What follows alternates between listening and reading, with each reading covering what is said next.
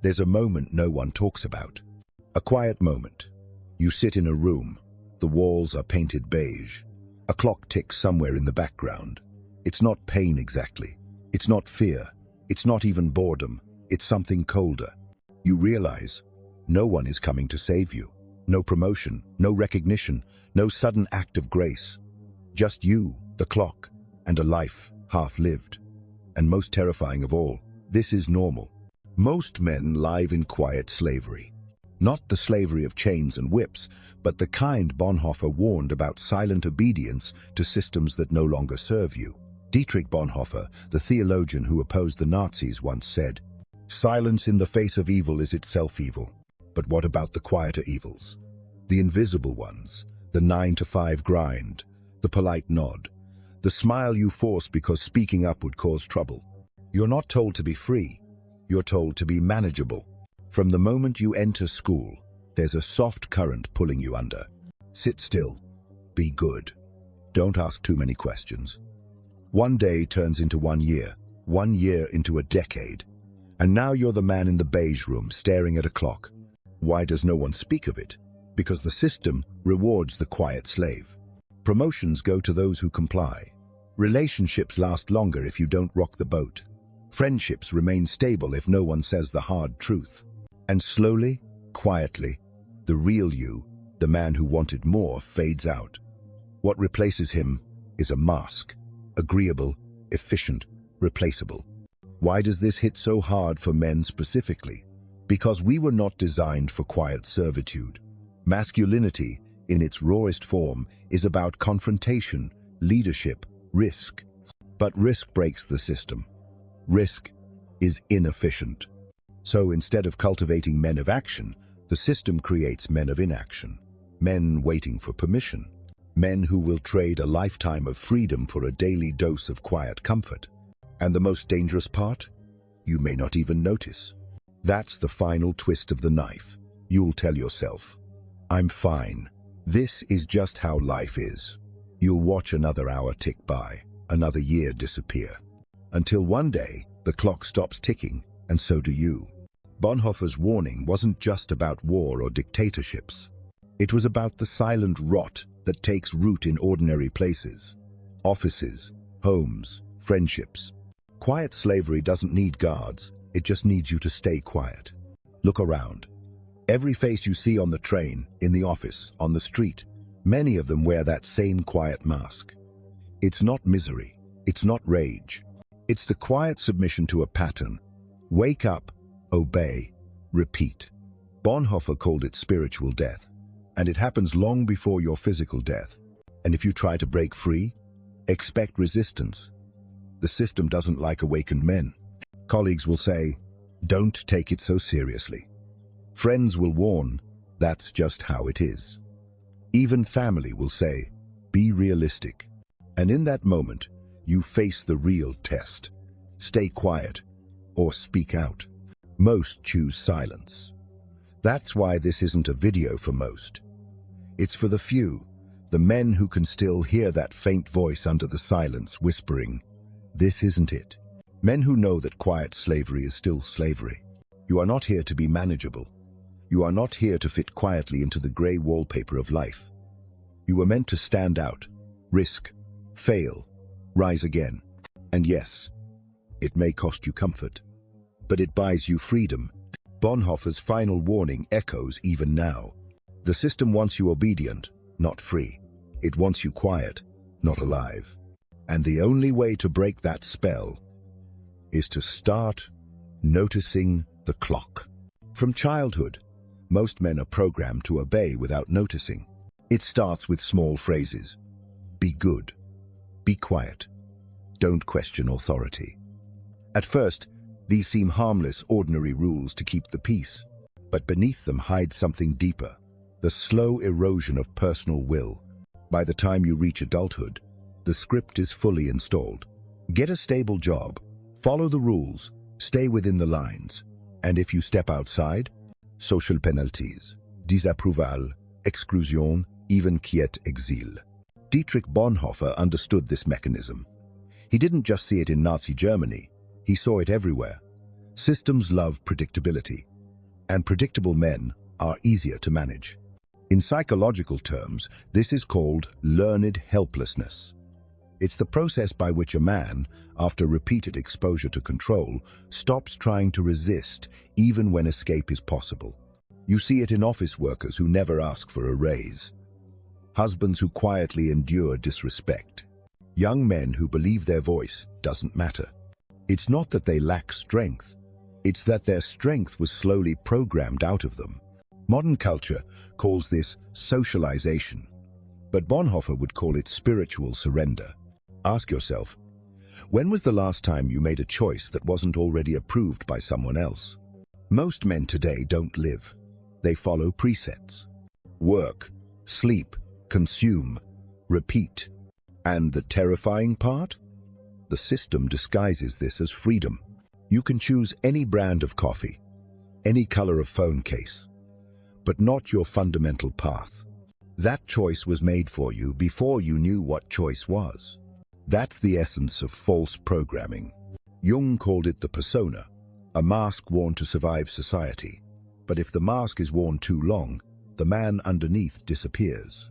Bonhoeffer's warning applies here again. Silence in the face of this invisible control is itself a form of evil. Not intentional evil, but the quiet evil of wasting a life. You were not born to obey patterns. You were born to create them. And yet most men never question the script they're following. Until one day, it's too late. The false programming is so complete that the idea of freedom feels dangerous. That's how deep the trap goes. Look closer, and you'll see it everywhere.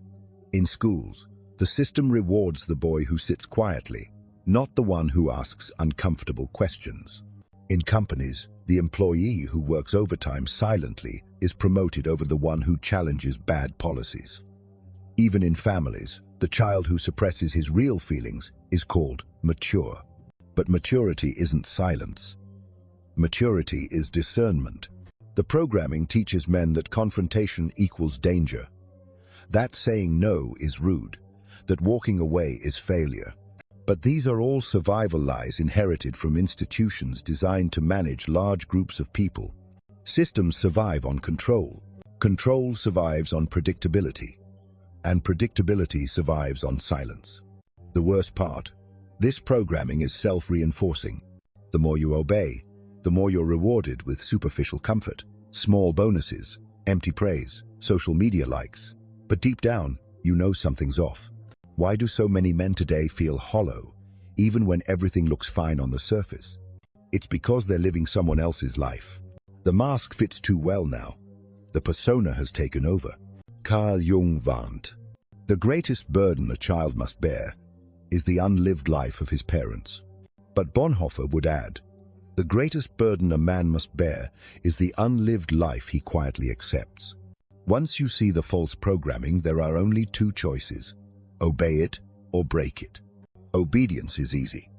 Breaking it requires risk. Risking rejection, risking isolation, risking failure. That's why most men stay silent. But silence is not neutrality. It's quiet slavery.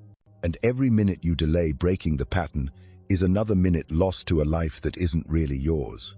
This is Bonhoeffer's final warning, applied not to governments, but to your own mind. Power in the modern world doesn't wear a uniform. It doesn't carry a sword. It carries silence.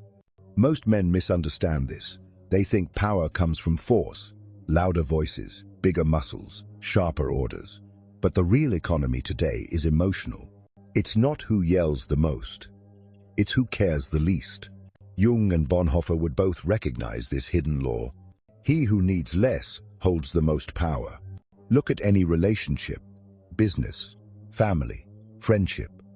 There's always an unspoken balance sheet of emotional need. The man who checks his phone every 2 minutes, waiting for a message, has already lost. The man who refreshes his inbox, hoping for approval, is already owned. This isn't just personal weakness, it's economic, emotional economics. Imagine attention as currency. Every glance, every thought, every worry costs you something. Now imagine two men walking down the street. One constantly looking over his shoulder, wondering who's watching him. The other looking forward, indifferent to the gaze of others. Who is wealthier? The one who doesn't care. That's why the system wants you emotionally dependent. Social media runs on it. Algorithms feed you just enough likes to keep you hooked. Your job dangles promotions to keep you grinding. Even relationships quietly condition you. Show me more, give me more, need me more. It's not love, it's control. And the more emotionally available you are, the more predictable you become. Bonhoeffer saw this principle at work in history.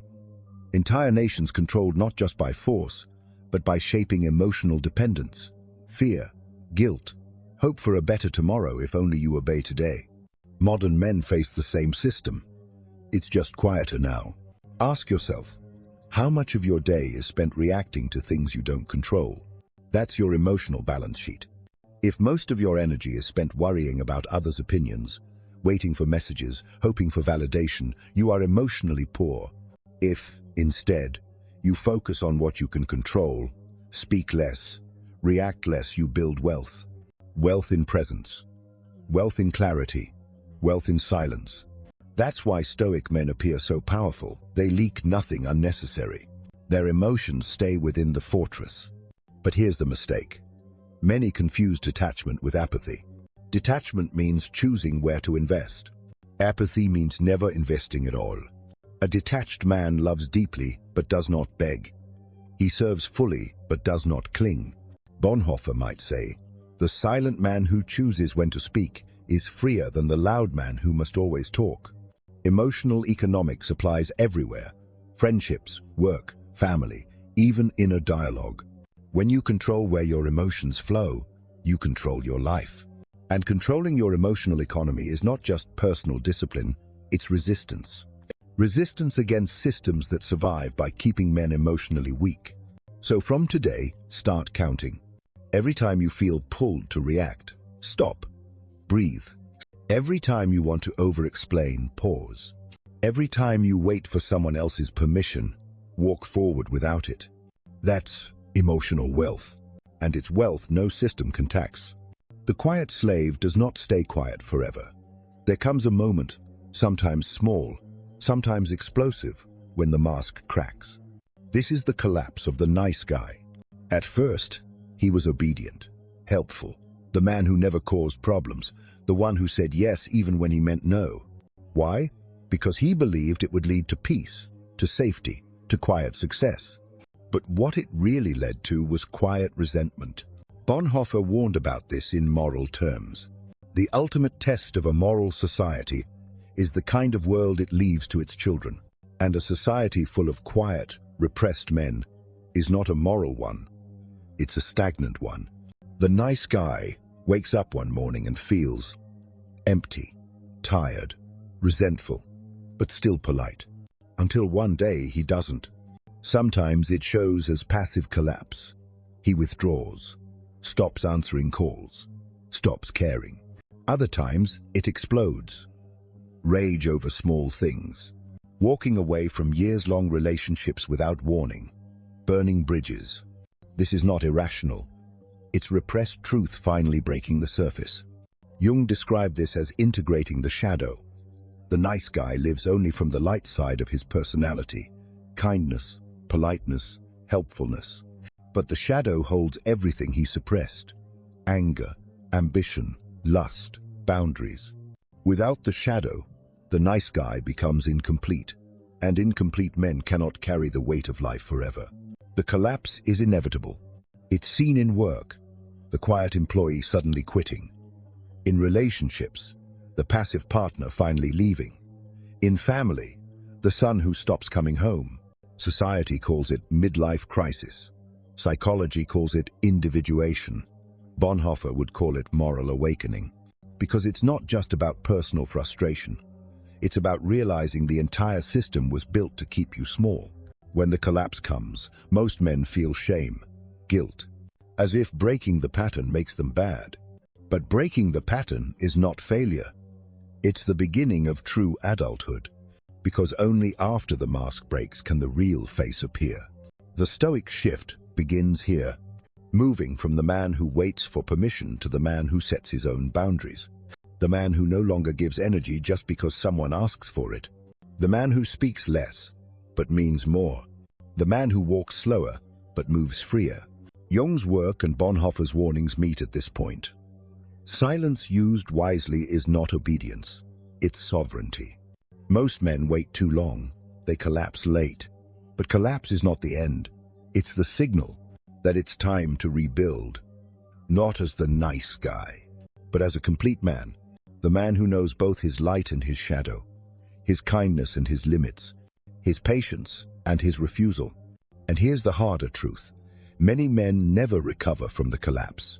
They either retreat completely, numbing themselves with distractions, addictions, and quiet bitterness, or they break and lash out in destructive ways. But collapse doesn't have to end in ruin. For those who choose to rebuild, there is another path. One Bonhoeffer hinted at through his own actions: silent resistance combined with moral clarity. After the mask of the nice guy shatters, what remains is raw material. That's where real character is forged. It starts with small choices: saying no without apology, setting boundaries without explanation, walking away without anger. Most men feel fear in those moments. But fear is part of growth. Jung called this process individuation, becoming whole, integrating both light and shadow. Bonhoeffer lived it in practice. He could have stayed quiet, he could have complied, but he chose to act not loudly, but deliberately. The man post-collapse becomes quieter, but heavier. His words carry more weight, his actions become sharper, his presence changes rooms. Others may not understand. That's not the point. The point is living from center, not from expectation. You will lose some things along the way. Easy friendships, surface approval, comfortable routines. But what you gain is far greater. You gain integrity. And integrity is louder than noise. When the collapse happens, remember, it's not the end of you. It's the end of the version of you the system preferred. The real man starts here. Not the man who needs everyone's approval, but the man who moves silently, clearly, and unowned. After collapse comes a choice.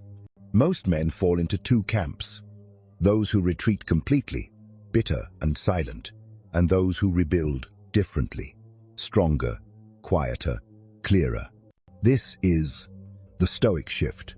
The Stoic Shift isn't just about suppressing emotions, it's about mastering them. Carl Jung called it individuation. Bonhoeffer called it standing firm. Both mean the same thing: living from within, not from the outside. The man in Stoic Shift no longer plays for external approval. He plays for internal alignment. Imagine a man walking through a busy market. Voices call to him, prices, promises, temptations, but his eyes stay steady, his pace does not change. That's the Stoic Shift. The world moves, he does not. And this is the paradox. True freedom doesn't feel like wild rebellion. It feels like calm. Most men imagine strength as loudness, shouting, dominance. But real strength is restraint. A Stoic man doesn't need to prove himself. His silence says more than most speeches. This is why post-collapse men become quieter. Not because they've given up, but because they've grown up. Bonhoeffer lived this personally. He stood against the regime not with angry speeches, but with steady actions. Quiet defiance. The Stoic Shift shows in small details. Speaking less, but meaning more. Walking slower, but with more purpose. Listening carefully, but choosing when to respond. It's not that he no longer feels.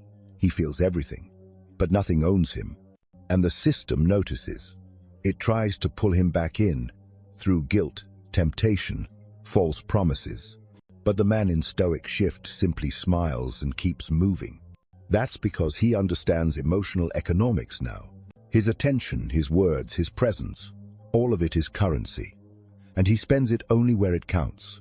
The modern world doesn't know what to do with men like this. Systems are designed to manage the predictable, the needy, the noisy, the reactive. But the Stoic man is none of these.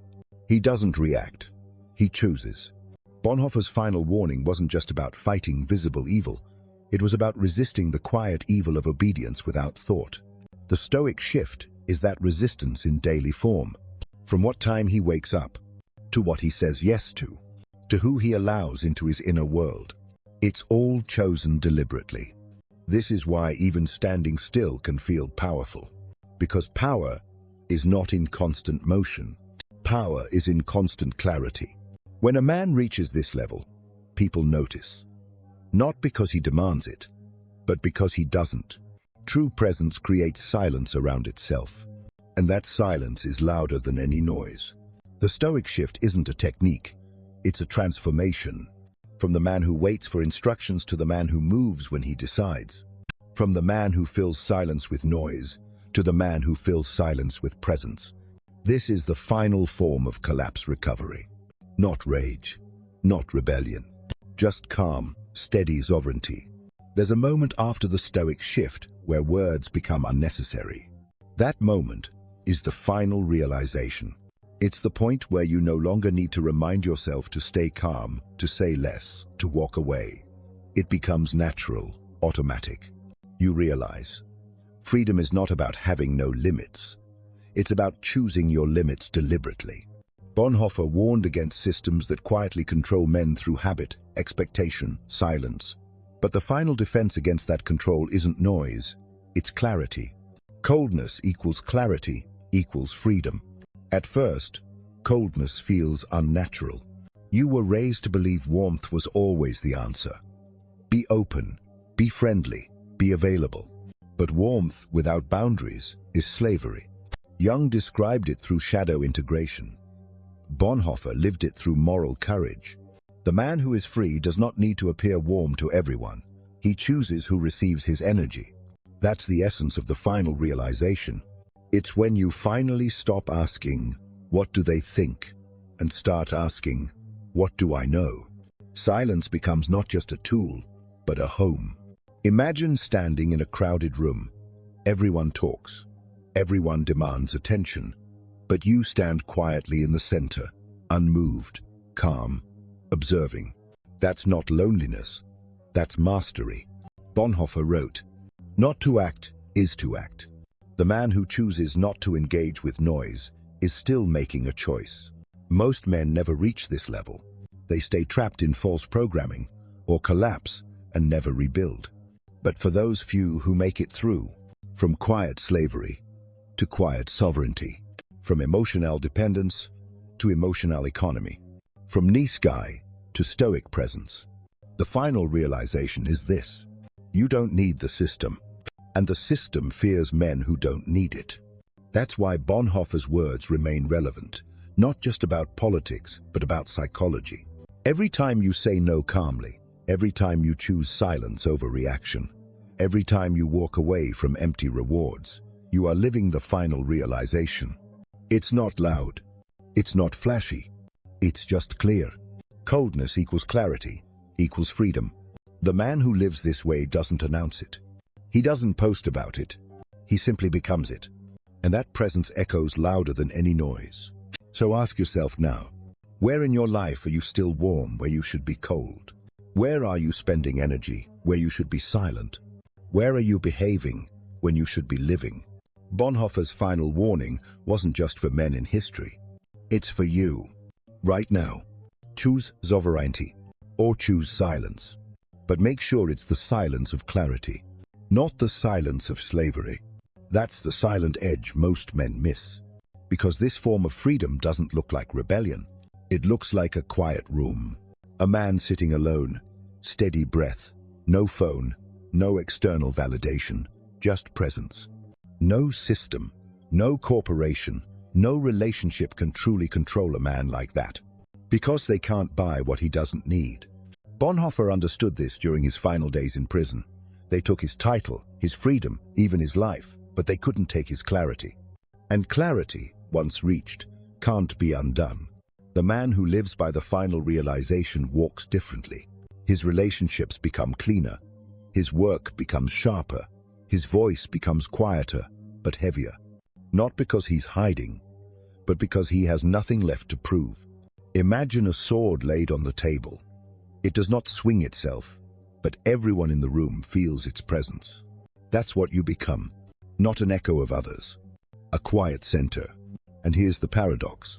The quieter you live, the louder your absence feels. People will notice when you stop playing the old game, when you stop reacting, chasing, needing. Some will accuse you of being distant. Others will try harder to pull you back in. But the man who has seen the final realization simply smiles, because he knows. Silence is no longer fear. Silence is power. From this point on, every action you take is a conscious choice. Not a reflex, not a programmed response, but a quiet, steady decision made from the core of who you are. That's Bonhoeffer's true legacy. Not just resisting visible evil, but embodying invisible clarity. Coldness equals clarity equals freedom. And once you live that way, the system no longer owns you. You own yourself.